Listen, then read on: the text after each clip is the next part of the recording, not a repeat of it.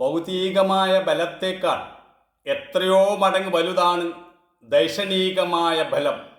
അതുകൊണ്ട് അകക്കണ്ണ് തുറക്കുവാനുള്ള ദാർശനികമായ ഒരു മനോഭാവം നമുക്കുണ്ടാകണം. ചിതറിക്കിടക്കുന്ന ചിന്തകളെ നേർദിശയിലേക്ക് കൊണ്ടുവരാൻ കഴിയണം.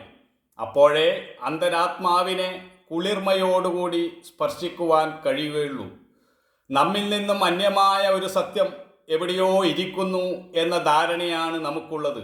സത്യം നമ്മിൽ തന്നെയാണ്, നാം തന്നെയാണ്. ഈ ഒരു തിരിച്ചറിവാണ് നമുക്ക് ഓരോരുത്തർക്കും ഉണ്ടാകേണ്ടത്.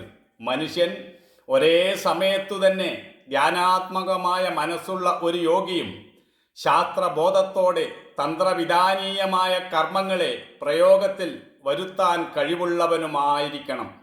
കണ്ണു തുറന്ന് ചുറ്റുപാടുമൊന്ന് നന്നായി നോക്കുക. ആ നോട്ടം ചക്രവാള സീമയ്ക്കപ്പുറം പോകട്ടെ. മനുഷ്യൻ വിശ്വവിശാല വീക്ഷണമുള്ളവനായിരിക്കണം. അവൻ്റെ ഇടുങ്ങിയ ചിന്താഗതിയാണ് എല്ലാ പ്രശ്നങ്ങൾക്കും കാരണം.